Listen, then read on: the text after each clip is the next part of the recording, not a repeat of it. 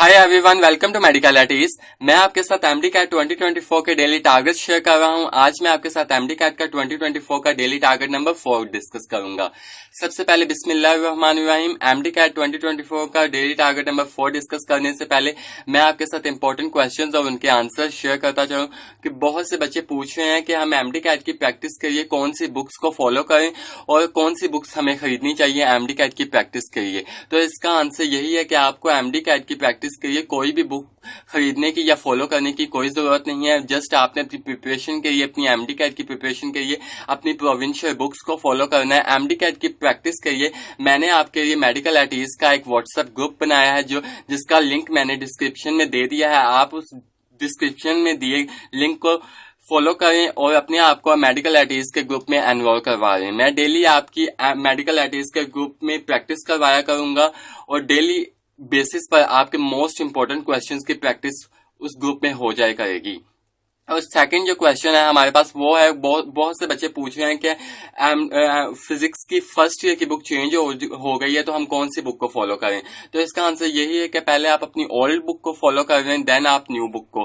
पहले आप old book में जितने भी टॉपिक्स गिवन है आप उसको अच्छे तरीके से पढ़ें, उनको हाईलाइट करें, उनको अच्छे तरीके से रीड करें। देन जो हमारे पास न्यू टॉपिक्स है उनको हम एंड पे करेंगे, क्योंकि अभी तक पीएमडीसी की तरफ से कोई कंफर्मेशन नहीं आई और आएगी भी नहीं, क्योंकि पीएमडीसी बहुत वेयर्ड है।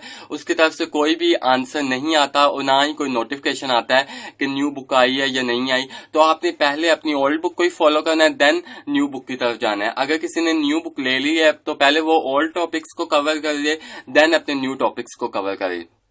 तो मैं आज आपके साथ एमडी का 2024 का डेली टारगेट नंबर 4 शेयर करूंगा। सबसे पहले बिस्मिल्लाहिर्रहमानिर्रहीम। आज हम जो टॉपिक डिस्कस करेंगे, हमने अपना एमडी कैट का जो चैप्टर स्टार्ट किया हुआ है डेली टारगेट में, वो है स्पोर्ट एंड मूवमेंट। और उसका जो सब टॉपिक्स हमने कल डिस्कस किए थे वो हमारे पास थे cartilage, types of joints and arthritis. आज जो हमने टॉपिक्स डिस्कस करने हैं, सब topics according to PMDC syllabus, वो हमारे पास है types of muscles, structure of skeletal muscles and mechanism of skeletal muscle contractions. ये टॉपिक्स आज हम कवर करेंगे। सबसे पहले जो हमारे पास टॉपिक है वो है मसल्स का, मसल्स और उसकी टाइप्स। आपने सबसे पहले जो पीटीबी के अकॉर्डिंग करना है, जो बच्चे पीटीबी को फॉलो कर रहे हैं वो सबसे पहले ये जो हमारे पास एक बॉक्स दिया गया है जिसमें इंपॉर्टेंट डिफरेंसेस और उनकी मसल्स की कैरेक्टरिस्टिक्स और प्रॉपर्टीज डिस्कस की गई हैं, इनको आपने अच्छे तरीके से पढ़ना है। क्योंकि अगर आपने एमडी का 2023 का पेपर देखा हो बायोलॉजी का, तो इसमें एक क्वेश्चन आया हुआ था, irregular striations and involuntary control justify which muscle type। तो हमारे पास कार्डियक मसल उसका आंसर था। इस बॉक्स को आपने अच्छे तरीके से इसको याद कर लेना है, अपनी फिंगर टिप्स पर ये आपको ये बॉक्स होना चाहिए।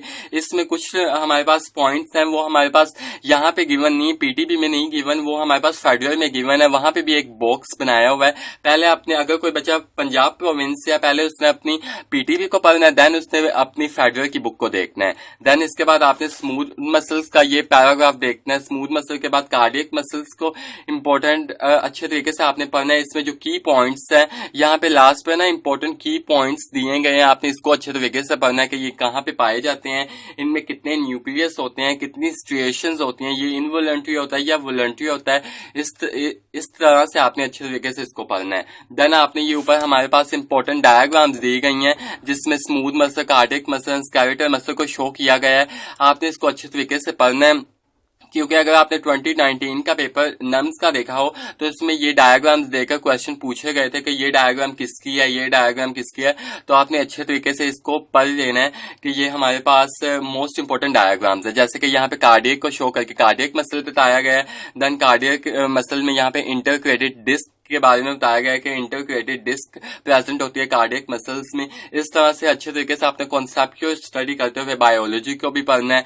देन उसके बाद स्केलेटल मसल, स्केलेटल मसल का ये जो पूरा पेज है, आपने इसको अच्छे तरीके से, इसकी ईच एंड एवरी लाइन को आपने पढ़ना है, इसको हाईलाइट अच्छे तरीके से करना है। इसमें जो मोस्ट इंपोर्टेंट डायमीटर्स जो दी गई है, मायोफिब्रिल की, थिक फिलामेंट की, थिन फिलामेंट की, देन उसके बाद मसल सेल्स की, मसल फाइबर्स के जितने भी डायमीटर्स, आपने उसको सेपरेट पेज पर लिख लेने हैं ताकि आपको कोई कंफ्यूजन ना हो। देन उसके बाद आपने सार्कोमेयर के बारे में पढ़ना है, सार्कोप्लाज्म क्या होती है, क्योंकि 2023 के पेपर में ये क्वेश्चन आए हुए थे। देन उसके बाद मायोग्लोबिन क्या होती है, then A band, I band, M line क्या होती है, देन जी लाइंस क्या होती हैं, सार्कोमेयर क्या होता है, देन मायोफिलामेंट्स के बारे में आपने पढ़ना है। देन मायोफिलामेंट के आगे thick filament and thin filament, उनके डायमीटर्स, उनमें कौन सी प्रोटीन प्रेजेंट होती है। देन यहाँ पे एंड पे हमारे पास ट्रोपोमायोसिन एंड ट्रोपोनिन जो हमारे पास 3 पॉलीपेप्टाइड कम्प्लेक्स जो है उसके बारे में आपने अच्छे तरीके से पढ़ना है। देन कैल्शियम आयन किसके साथ बाइंड है, यहाँ पे हमारे पास लिखा हुआ है। यही questions at the end paper में आते होते हैं एमडी कैट के। देन उसके बाद each myosin filament is surrounded by 6 actin filament on each and, ये आपने अच्छे तरीके से एंड वाली लाइंस आपने अच्छे तरीके से हाईलाइट करनी है और उसको अच्छे तरीके से पढ़ना है। देन हम नेक्स्ट पेज की तरफ देखें तो हमारे पास स्लाइडिंग फिलामेंट मॉडल है।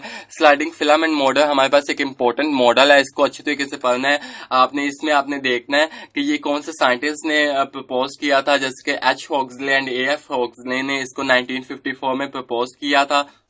देन जो इस स्लाइडिंग फिलामेंट मॉडल में जो कॉन्ट्रैक्शन में जो चेंजेस होती हैं उसको आपने अच्छे तरीके से पढ़ना है, जैसे कि आई बैंड शॉर्टन हो जाता है, एज जोन डिसअपीयर, जी लाइन ब्रॉड क्रॉस होती है, आपने इन चेंजेस को अच्छे तरीके से पढ़ना है। देन उसके बाद आपने how the bridges are controlled, इसको आपने बहुत ही अच्छे तरीके से पढ़ना है। इसमें जो एटीपी का जिक्र है कि एटीपी नीडेड होती है ब्रिजेस को ब्रेक करने के लिए, वो आपने अच्छे तरीके से पढ़ना है। देन वाइगर मोटिस क्या होती है, एटीपी बॉडी में फॉल्स हो जाता है और बॉडी जो होती है वो स्टिफनेस की तरफ चली जाती है, जिसकी वजह से वाइगर मोटिस कंडीशन उस कंडीशन को कहते हैं। देन उसके बाद हमारे पास सिलेबस में एक इंपॉर्टेंट टॉपिक लिखा हुआ है कि mechanism of skeletal muscle contraction. ये टॉपिक हमारे पास पीटीबी में गिवन नहीं है। अगर आप फेडरल को देखें तो फेडरल में ये टॉपिक गिवन है। तो पहले आपने, अगर कोई प्रोविंस पंजाब से है किसी बच्चे का, तो वो पहले पीटीबी को पढ़ेगा, देन उसके बाद आप फेडरल की तरफ मूव करेंगे। देन उसके बाद आप ये जो controlling the actin myosin interaction by calcium ions, इसको अच्छे तरीके से पढ़ना है। इसमें आपने टी सिस्टम के बारे में पढ़ना है। सार्कोप्लाज्मिक रेटिकुलम एक मोस्ट इंपॉर्टेंट हमारे पास एक पॉइंट है, इसको आपने अच्छे तरीके से पढ़ना है। हमारे पास पीटीबी में जैसे इतना ही लिखा हुआ है कि sarcoplasmic reticulum is like endoplasmic reticulum, ये नहीं लिखा हुआ कि ये स्मूथ एंडोप्लाज्मिक रेटिकुलम से रिजेम्बलेंस लगता है। अगर आप एफटीबी को देखें तो इसमें ये लिखा हुआ है कि sarcoplasmic reticulum is like and smooth endoplasmic reticulum. तो ये पॉइंट्स ही हमारे पास मोस्ट इंपोर्टेंट पेपर्स में कंफ्यूजन क्रिएट कर देते होते हैं। और ये भी पूछा जा सकता है कि सार्कोप्लाज्मिक रेटिकुलम क्या स्टोर करता है अपने ल्यूमिन के अंदर, तो वो कैल्शियम आयंस को स्टोर करता है। ये भी फेडरल में लिखा हुआ है। देन उसके बाद ऑल और नन रिस्पॉन्स के बारे में आपने पढ़ना है। देन मसल कॉन्ट्रैक्शन के लिए एनर्जी कहां से आती है, तो वो एटीपी होती है। एंड अनदर एनर्जी स्टोरिंग हमारे पास क्रिएटाइन फॉस्फेट होती है। देन एक्सरसाइज वाले इंपॉर्टेंट आपने पॉइंट्स को अच्छे तरीके से पढ़ना है। ये पूरा पैराग्राफ आपने अच्छे तरीके से पढ़ना है। इसमें मसल सीवियर एट्रोपी के बारे में आपने पढ़ना है। लैक्टिक एसिड मसल फैटीग हो जाती है, इसके बारे में आपने अच्छे तरीके से पढ़ना है। यहाँ तक आपने पीटीबी से पढ़ना है। देन जो हमारे पास टॉपिक मैकेनिज्म वाला है वो आपने फेडरल से पढ़ना है। पहले आपने अपनी प्रोविंस की बुक से पढ़ना है, देन आपने फेडरल की तरफ मूव करना है।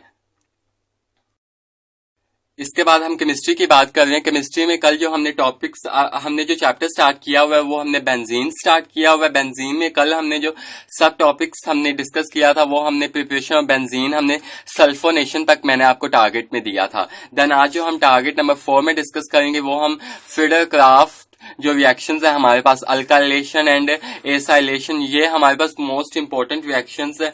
और इन रिएक्शंस में से ही हर साल एक ना एक एमसीक्यूज आ जाता होता है। जैसे कि हमारे पास अल्काइलेशन वाला क्वेश्चन जो हमारे पास ये यूएचएस के पेपर में आया हुआ था, एंड एसाइलेशन वाला जो क्वेश्चन था ये हमारे पास नम्स के पेपर में आया हुआ था। जैसे कि एसीटोफोन कहाँ बन रहा है, तो वो एसाइलेशन में हमारे पास बन रहा होता है।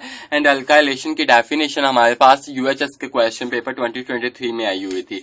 ये आपने फिडरक्राफ्ट से आज स्टार्ट करना है टारगेट। फिडरक्राफ्ट से स्टार्ट करने के बाद आपने अल्काइलेशन, एसाइलेशन, देन उसके बाद एडिशन रिएक्शंस आपने पढ़नी है।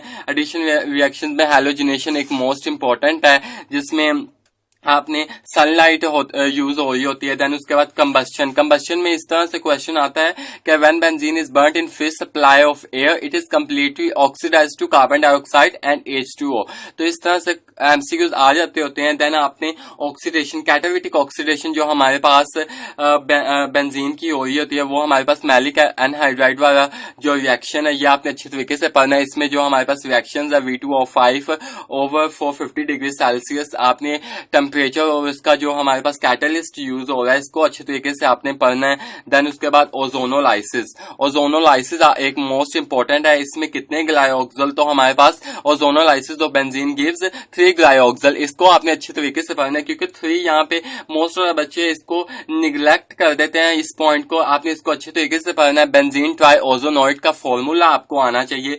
देन उसके बाद साइड चेन ऑक्सीडेशन रिएक्शन आपको आना चाहिए। देन उसके बाद ओरिएंटेशन इन इलेक्ट्रोफिलिक सब्स्टिट्यूशन रिएक्शंस, ये आपको आने चाहिए। इसमें आगे आपको ऑर्थो पैरा डायरेक्टिंग ग्रुप्स आपने आज करने हैं एंड मेटा डायरेक्टिंग ग्रुप्स आपने आज करने हैं। इसकी ortho para directing groups and meta directing groups के एग्जांपल पेपर में पूछी जाती हैं, जैसे कि NH2, ये हमारे पास ortho and para directing groups जिनको हम एक्टिवेटर्स भी कहते हैं, जो इलेक्ट्रॉन डोनेट करते हैं। देन उसके बाद मेटा डायरेक्टिंग ग्रुप, ये हमारे पास डी एक्टिवेटर्स हैं और इसमें हमारे पास CHO, COR, ortho and para directing groups की एग्जांपल करने के बाद आपने कंपैरिजन, ये जो कंपैरिजन हमारे पास बेंजीन, अल्कीन एंड अल्केन का दिया गया है, इसको आपने अच्छे तरीके से पढ़ना है। यही हमारे पास मोस्ट इंपॉर्टेंट एमसीक्यूज यहाँ से आ जाते होते हैं। ये बेंजीन किसी की तरह रिजेम्बलेंस, यानी इसके बेंजीन रिजेम्बलेंस करता है अल्कीन के साथ जब ये एडिशन रिएक्शन देगा। देन लास्ट पर बेंजीन क्या कौन से रिएक्शंस नहीं देता, तो ये पॉलीमराइजेशन रिएक्शंस, एलिमिनेशन रिएक्शंस को नहीं देता, ये रेजिस्टेंट होती है ऑक्सीडेशन से। तो हम अब देख लेते हैं कि क्या क्या हमने करना है। तो हमने आज के जो हमारे टारगेट है वो आपने फिडल क्राफ्ट रिएक्शन से स्टार्ट करके देन आपने लास्ट तक जो का कंपैरिजन है वहां तक आपने आज के टारगेट में पढ़ना है। देन आपने लास्ट पर, आज ये हमारा चैप्टर खत्म हो जाएगा बेंजीन एरोमेटिक हाइड्रोकार्बन्स का, आपने इसमें लास्ट पे की पॉइंट्स भी आज कर लेने हैं एंड इंपॉर्टेंट एक्सरसाइज के ट्रू फॉल्स एंड उसके इंपॉर्टेंट मल्टीपल चॉइसेस आपने कर लेनी, क्योंकि मोस्ट ऑफ द क्वेश्चंस यहीं से ही आ जाते होते हैं पेपर में। देन अब हम नेक्स्ट बात कर रहे हैं अपनी फिजिक्स की। फिजिक्स में जो आज हमने टॉपिक कवर करना है वो हमारे पास है, हमने जो चैप्टर स्टार्ट किया वो हमारे पास है इलेक्ट्रोस्टैटिक का, जो हमारे पास चैप्टर 12 बनता है अकॉर्डिंग टू पीटीवी। हमने जो कल टॉपिक इसमें डिस्कस किया था वो field of forces and electric field lines को डिस्कस किया था। आज हम जो इसमें टॉपिक कवर करेंगे वो हमारे पास है इलेक्ट्रिक फ्लक्स। इलेक्ट्रिक फ्लक्स को हम डिस्कस करेंगे and electric flux through a surface enclosing a charge.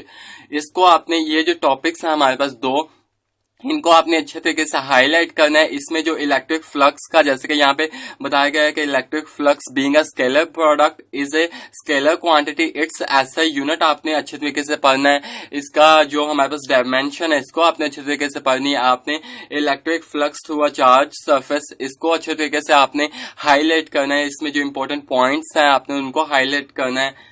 ये थे हमारे पास important target number 4 MD CAT 2024 की प्रिपरेशन का। मैंने जो व्हाट्सएप ग्रुप बनाया है इंपॉर्टेंट एमडी कैट की प्रैक्टिस के लिए, उसका लिंक मैंने डिस्क्रिप्शन में दे दिया है। आप उस डिस्क्रिप्शन में दिए लिंक को फॉलो करें और अपने आप को एमडी कैट 2024 के ग्रुप में एनरोल करवा रहे हैं। आई होप मैं आपको अपनी बात समझाने में कामयाब रहूंगा। अगर आपको मेरी वीडियो पसंद आई हो तो मेरी वीडियो को लाइक कीजिएगा, मेरे चैनल को सब्सक्राइब कीजिएगा और अपने दोस्तों के साथ एमडी कैट 2024 की टारगेट शेयर करना ना भूलिएगा। खुश रहें, खुश रहने दें। अल्लाह हाफिज।